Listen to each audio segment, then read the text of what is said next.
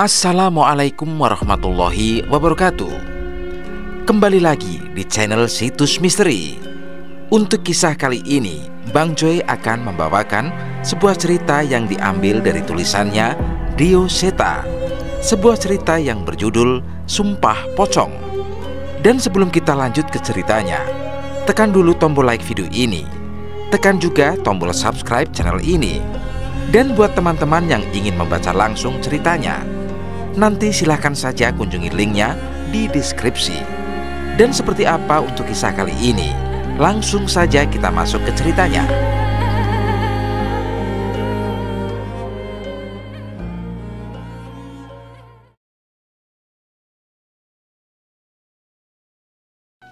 Jawa Timur 1992.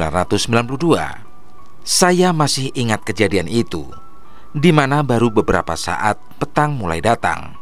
Warga terburu-buru berlari ke arah suatu tempat, rumah Pak Ruslin, kepala desa Patirejo, tempatku tinggal saat itu.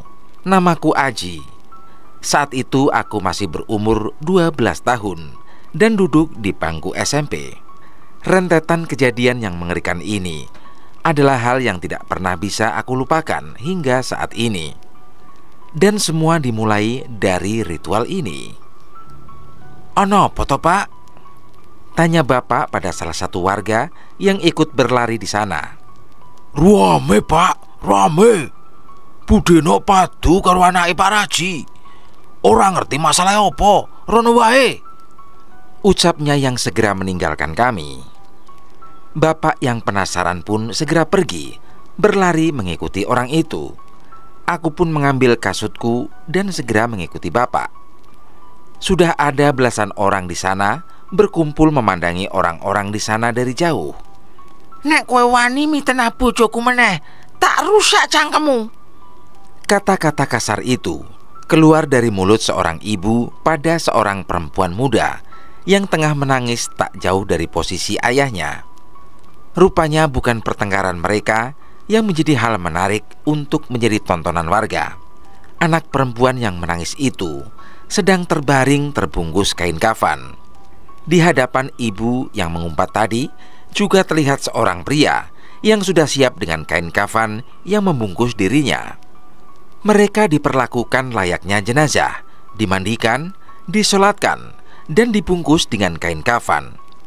"Edan, wong-wong kuwi wis edan," gumam bapak. "Kuwi apa to, Pak? Kok medeni?" tanyaku. Bapak tidak segera menjawabku. Ia masih melirik-lirik di antara warga desa lain, sembari melihat pada kedua orang yang sekarang sudah terbungkus kain kafan sepenuhnya. Sumpah pocong. Mereka adalah Pak Kadirin, suami dari Bu Denok, dan Imah, anak dari Pak Raji. Aku sempat mendengar Pak Rusli sudah bertemu dengan mereka untuk menengahi permasalahan mereka. Tapi aku tidak menyangka hasilnya akan seperti ini. Setelah terbukti bahwa janin di perut anak sundal itu bukan anak saya, keluargamu juga harus meninggalkan desa ini malam ini juga," teriak Pak Kadirin yang sudah terbungkus kafan. Ia pun segera mengambil posisi di sebuah tikar yang telah disiapkan bersama beberapa saksi. "Pak, Imah gimana, Pak? Imah takut." Renge Imah ketakutan melakukan ritual itu. Aku sedikit iba melihatnya. Umurnya yang baru belasan tahun sudah harus menghadapi masalah sepelik ini.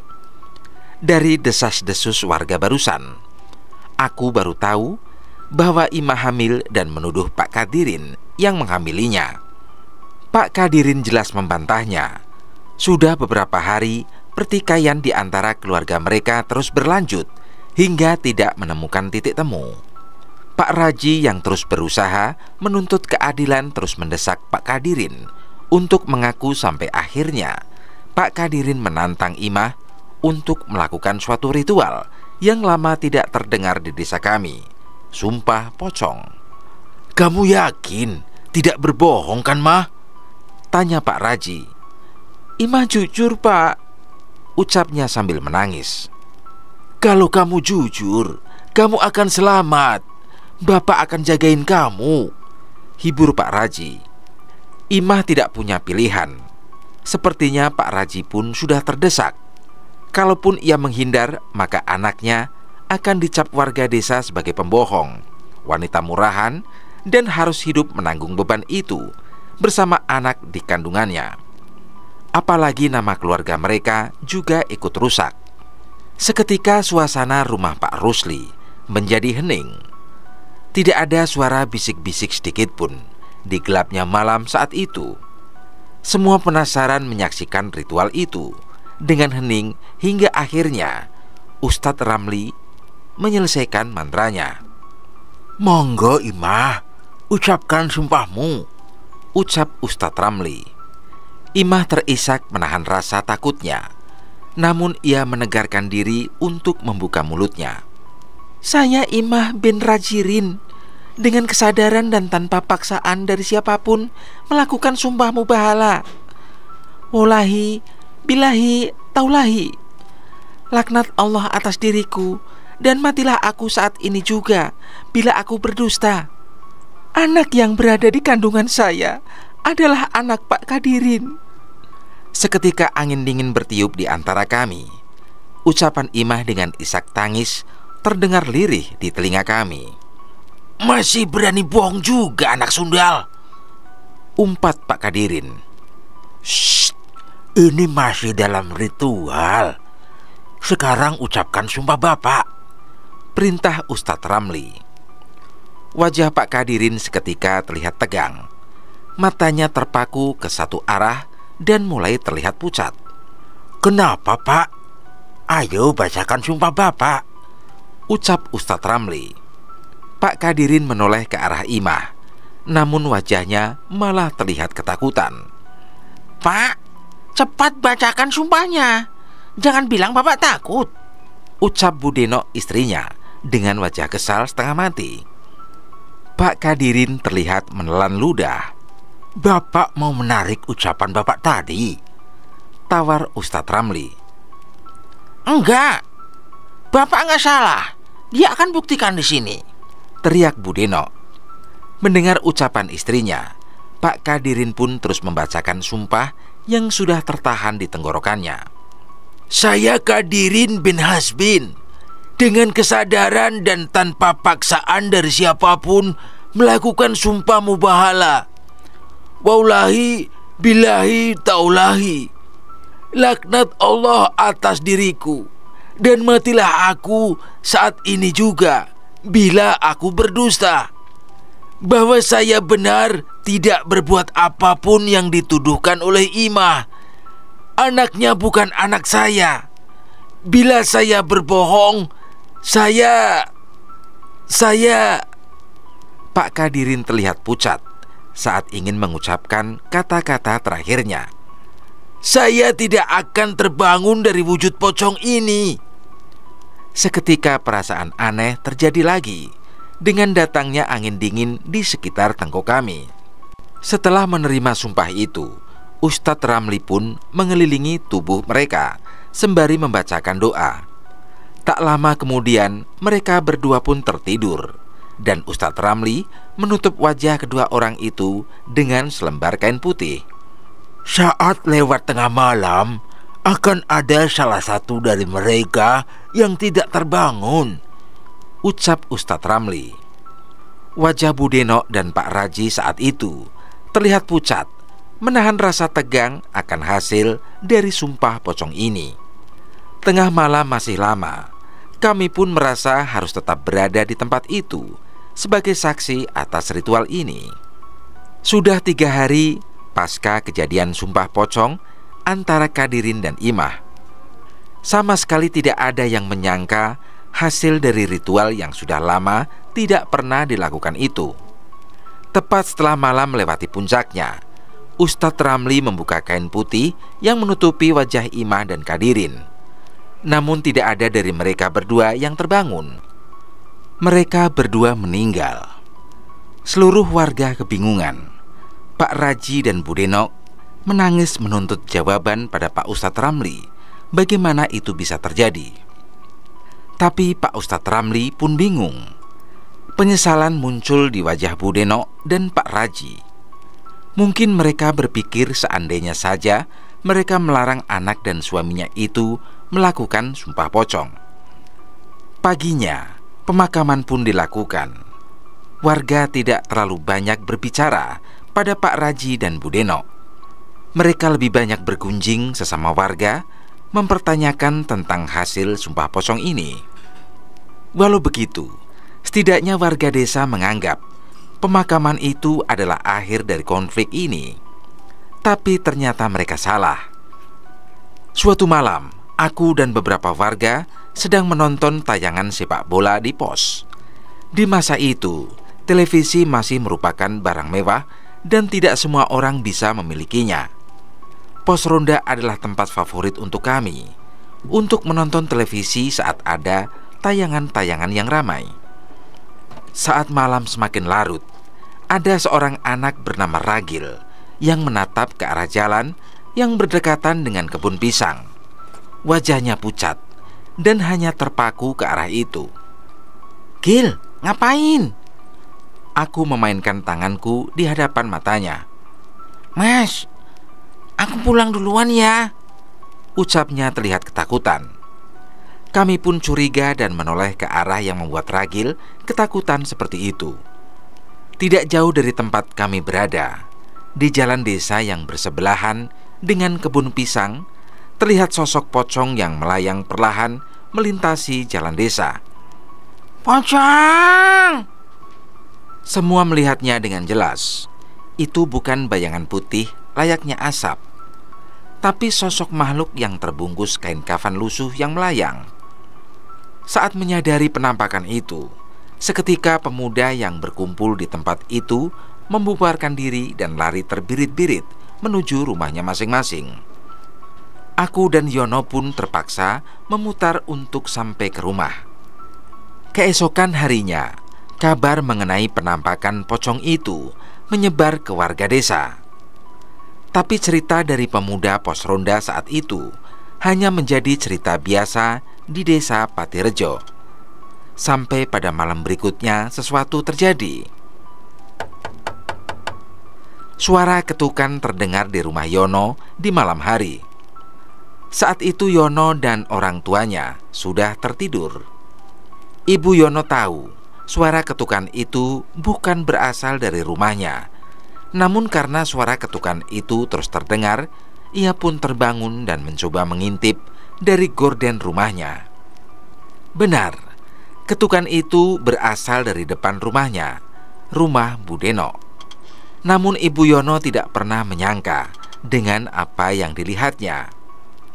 Kini ia tahu mengapa tetangga di depan rumahnya itu tidak membuka ketukan pintu. Pemandangan yang ia lihat saat itu seketika membuatnya lemas. Di hadapannya ada pocong yang tak henti-hentinya mengetuk pintu rumah Bu Denok. Makhluk yang terbungkus kain kafan itu berdiri di depan pintu dan mengeluarkan tangannya yang membusuk dan terus mengetuk pintu rumah Bu Denok. Ia tidak bisa membayangkan bagaimana takutnya Bu Denok yang tinggal seorang diri dan mengetahui ada sosok pocong yang mengetuk pintu rumahnya.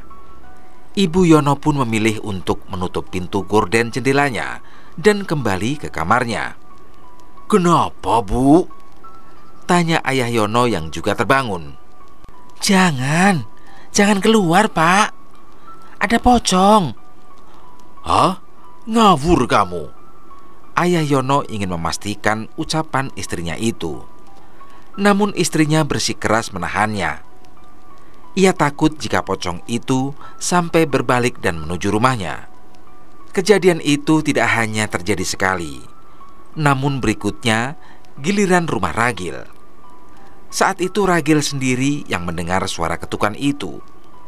Sebenarnya ia curiga dengan suara ketukan yang terjadi di tengah malam itu. Namun karena merasa terganggu, ia pun membuka pintunya dan mendapati bahwa yang mengetuk itu adalah sosok pocong yang jadi perbincangan warga. Wajahnya pocong itu menghitam seolah sudah membusuk. Ragil mencium sendiri bau amis dari sosok yang terbungkus kain kafan tersebut. Entah apa yang terjadi setelahnya, tapi saat paginya Ibu Ragil menemukan Ragil terbaring tak sadarkan diri di pintu rumahnya. "Sumpah, itu pocong. Mukanya serem," saksi Ragil. Saat itu desa Patirejo mulai cemas dengan teror sosok pocong yang sudah terjadi selama berhari-hari. Ada yang melihat pocong itu melayang melintasi desa. Ada rumah yang diketuk tanpa henti. Dan bahkan ada yang berpapasan di tengah jalan saat sedang memasuki desa. Mbak Indri namanya. Ia merantau ke kota untuk bekerja dan pulang beberapa bulan sekali untuk menemui orang tuanya. Saat itu Indri baru saja turun dari angkutan umum. Ia berjalan melintasi desa hingga memasuki gapura desa Patirejo. Dari jauh, samar-samar ia melihat seseorang berdiri menatapnya. Sontak Indri merasa tidak nyaman. Ia merasa keanehan pada orang yang menatapnya itu. Saat semakin dekat, tiba-tiba orang di hadapan Indri itu terjatuh lemas dan berpaling berlari ketakutan. Indri pun bingung, tapi saat itu juga ia mencium bau busuk. Seketika Indri merinding sejadi-jadinya. Sesuatu menetes di lehernya, membuat Indri merasa semakin panas dingin. Ia pun menoleh dan sesosok pocong sudah berada di belakangnya. Indri lari, terpontang-panting dan berteriak minta tolong. Setiap menoleh, sosok pocong itu terlihat masih mengikutinya hingga sampai di dekat pos. Ada beberapa pemuda yang menghampirinya. Lelaki yang kabur tadi rupanya meminta pertolongan pada warga untuk menolong Indri. Dan saat sudah banyak warga di sana, pocong itu pun tak lagi terlihat. Kejadian Indri semakin meresahkan ketika keesokan harinya Indri sakit dengan luka aneh. Di kulit bekas ludah pocong itu menetes. Rasa gatal di tubuhnya tak mau menghilang dan terus mengeluarkan bau busuk. Keresahan warga pun semakin memuncak. Mereka mencoba melindungi diri dengan menaburkan garam kerasak ke sekitar rumah mereka agar tidak didatangi pocong itu. Mereka juga sering mengadakan pengajian, berharap pocong itu tidak lagi mengganggu warga. Tapi rupanya usaha mereka tidak banyak membuahkan hasil. Masih ada yang mengaku rumahnya didatangi sosok pocong itu. Pak Rusli pun mengumpulkan perangkat desa dan warga yang berpengaruh untuk membahas tentang hal ini. Ustadz Ramli pun diundang untuk membahas tentang sosok pocong tersebut. Pertemuan itu mengaitkan kemunculan pocong itu dengan sumpah pocong yang dilakukan oleh Imah dan Kadirin. Tak ada cara lain selain menghadirkan kedua orang terdekat almarhum untuk mencari tahu apa yang terjadi. Namun hal yang tidak terduga pun mereka temukan.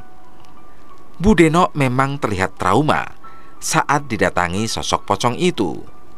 Namun sejak saat itu ia selalu mendapat mimpi bahwa ia didatangi oleh suaminya. Menurutnya, di mimpinya itu Kadirin masih bersikeras menentang bahwa ia bersalah. Bu Deno hanya sedih melihat keadaan Kadirin di mimpinya. Ia selalu mengatakan bahwa ia menuntut keadilan. Tapi saat datang ke rumah Pak Raji, mereka pun kaget. Rupanya sudah beberapa hari Pak Raji sakit dan membuatnya tidak bisa meninggalkan ranjangnya. "Sakit? Sudah dihentikan?" Bu Raji menceritakan keadaan suaminya yang selalu merintih kesakitan, bahkan saat tidur. Sudah ada beberapa obat-obatan di meja yang menandakan bahwa Pak Raji telah mencoba pengobatan medis. "Sebenarnya ada apa ini, Bu?" tanya Ustadz Ramli. "Saya nggak tahu, Pak Ustadz. Sudah kehilangan Imah. Sekarang suami saya jadi seperti ini," jawabnya sedih. Ustadz Ramli pun meminta izin untuk memeriksa Pak Raji. Ia melihat kejanggalan pada penyakit yang dialami olehnya. Ada luka koreng di kulitnya yang terus mengeluarkan bau busuk. Tubuhnya kaku, kesadaran terganggu. Pak Raji selalu berhalusinasi, melihat sesuatu yang membuatnya ketakutan. Pergi, pergi! Pak Raji menunjuk ke arah jendela. Ia benar-benar ketakutan dan berusaha menutupi matanya. Ustadz Ramli pun menoleh dan ia terperanjat melihat sosok pocong berdiri di luar dari balik jendela itu. Astaghfirullahaladzim. Istighfar Ustadz Ramli. Ia pun membacakan ayat kursi dan doa-doa di tempat itu juga. Sosok pocong itu menghilang. Namun Ustadz Ramli tahu ia akan kembali lagi. Kini ia yakin kemunculan pocong itu berhubungan dengan Pak Raji. Sulit untuk menolong Bapak, ucap Ustadz Ramli pada Bu Raji. Maksudnya gimana Pak Ustadz? Penyakit itu sudah menggerogoti tubuh Pak Raji dan dia diganggu oleh makhluk halus. Saya bisa saja meminta bantuan kiai di pesantren untuk meruqyah Pak Raji. Tapi semua Allah yang menentukan. Penderitaan Pak Raji bisa berakhir dengan kesembuhan atau dengan kepergiannya, jelas Pak Ustadz Ramli. Bu Raji dan Pak Rusli yang mendengarnya pun cukup bingung. Tidak ada yang menyangka Pak Raji yang sebulan lalu masih sehat, kini jatuh terpuruk dengan penyakit yang mengerikan.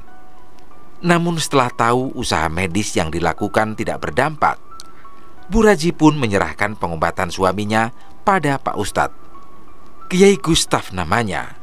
Ia datang beberapa hari kemudian bersama beberapa santrinya atas permintaan Ustadz Ramli dan Pak Rusli selaku kepala desa. Ia datang bersama beberapa santri ke rumah Pak Raji. Seusai menunaikan sholat maghrib, Kiai Gustaf dan para santrinya mendoakan Pak Raji dan membacakan ayat-ayat suci di kamarnya. Alunan ayat-ayat suci itu membuat Pak Raji meronta-ronta. Ia merasa tidak nyaman dan terus berteriak, "Wong iki sing gawe perkara." Suara mengerikan terdengar dari tubuh Pak Raji. Jelas itu bukan suara Pak Raji.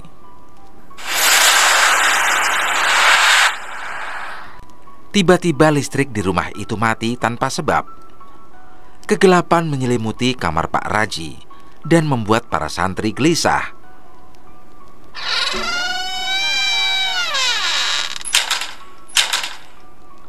Astagfirullahaladzim, astagfirullahaladzim.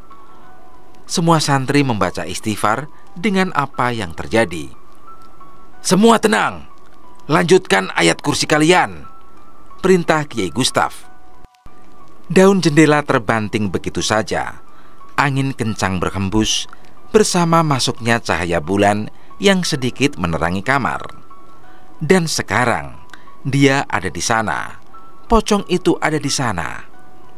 Ia berdiri menginjak wajah Pak Raji yang tak mampu melawan.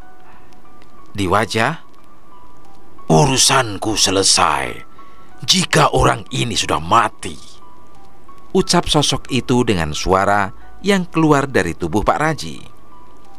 Sementara pocong itu hanya diam menatap tajam pada Kiai Gustaf. "Aku tidak punya niat untuk berbicara dengan setan," ucap Kiai Gustaf yang dengan tegas membaca doa-doa dengan tasbih di tangannya. Pocong itu terlihat gelisah. Ia geram. Suara erangannya terdengar membuat siapapun di ruangan itu merinding. Tak lama kemudian pocong itu menghilang. Mereka hampir saja bernafas lega. Tapi tiba-tiba seorang santri berdiri. Ia menatap Kiai Gustaf dengan mata yang memutih. Kulitnya seketika memucat dan urat-urat di sekitar wajahnya menebal. Santri itu tertawa mengerikan dengan liurnya yang terus menetes dari mulutnya. "Mungkin kau mau mendengarkan bila santrimu yang berbicara." Kiai Gustaf geram. Ia meminta santri-santrinya memegangi santri yang kesurupan itu dan melakukan ruqyah padanya. Santri itu meronta-ronta dengan kekuatan yang tak masuk akal. Namun Kiai Gustaf menahan tenaganya dengan doa-doa yang ia bacakan. "Kiai!" teriak salah satu santrinya. Santri yang kerasukan itu terkulai lemas. Namun santri lainnya pucat melihat sesuatu di belakang Kiai Gustaf. "Pocong, Kiai!" Kiai Gustaf menoleh dan pocong itu tepat berada di belakang Kiai Gustaf. Wajah hitamnya yang sudah membusuk bertatapan dekat dengan wajah Kiai Gustaf. Kali ini Kiai Gustaf terperanjat. Ia mundur namun bukan karena takut. "Bila tidak ingin berurusan denganku, setidaknya kau bisa menyampaikan kebenarannya. Ini adalah kutukan yang disebabkan olehnya sendiri."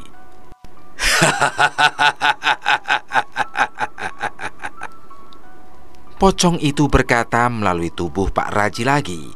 Namun sebelum Kiai membacakan doa-doanya lagi, pocong itu mundur dan pergi dan meninggalkan mereka. Ia benar-benar menghilang dari kamar itu. Tapi untuk kali ini, Kiai Gustaf memahami sesuatu. Kiai Gustaf meminta Pak Rusli dan Bu Raji untuk berkumpul bersama mereka. Ada sesuatu yang akan ia lakukan, dan itu semua harus disaksikan oleh Bu Raji. Sebuah doa panjang dibacakan oleh Kiai Gustaf dan santri-santrinya. Segelas air putih yang telah didoakan diminumkan kepada Pak Raji. Kali ini semua berjalan baik. Pak Raji pun membuka matanya dan mulai mendapati kesadarannya. "Ibu," ucap Pak Raji dengan lemah. "Alhamdulillah, Pak," sambut Bu Raji dengan haru. Kiai Gustaf menghela nafas dan sedikit memalingkan wajahnya. "Bu, ikhlaskan Bapak ya. Bapak sudah berbuat salah.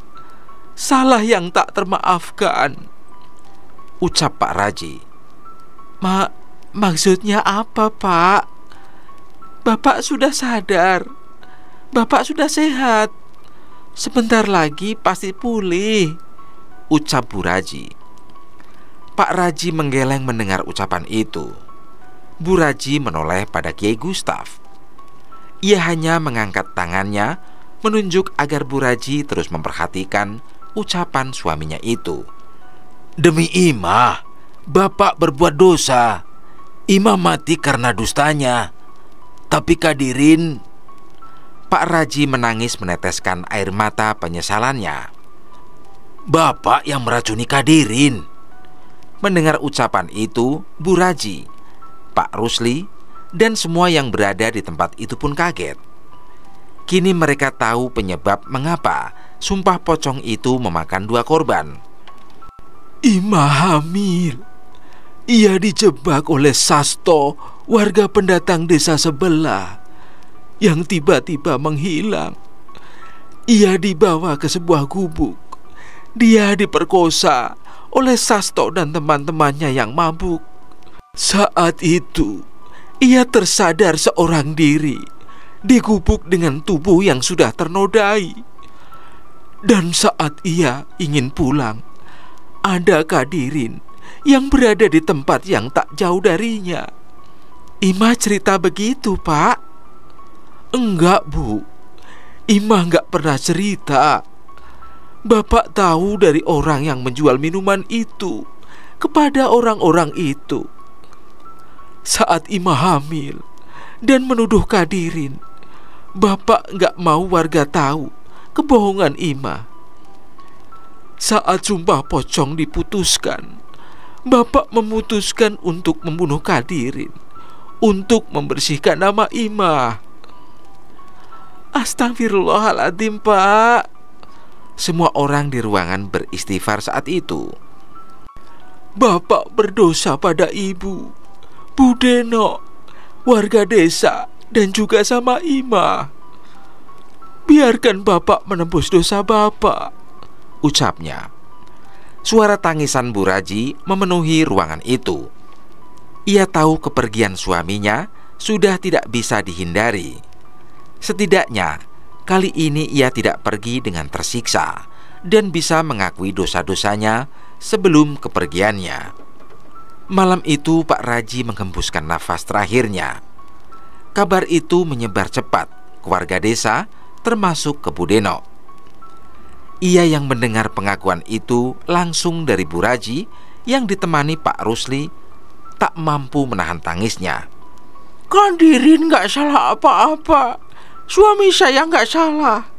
Kenapa dia harus mati? Tangisnya saat itu. Namun Budeno berhati besar.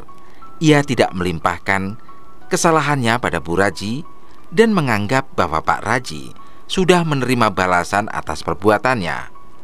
Sepeninggal Pak Raji, cerita kemunculan pocong di desa Patirejo tidak lagi terdengar di telinga warga. Terlebih pengajian semakin rutin diadakan oleh warga.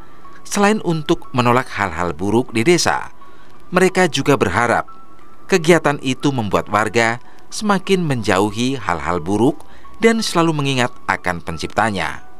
Cerita tentang pocong Kadirin sempat menggegerkan desa Patirejo selama beberapa bulan. Banyak yang mengaku masih melihatnya, namun warga yakin Kadirin sudah tenang di alam sana, dan yang mereka lihat hanyalah sosok jin yang ingin menyesatkan manusia atau malah hanya bualan semata. Yang pasti kisah ini telah berakhir dan menjadi pelajaran berharga untuk warga desa Patirejo.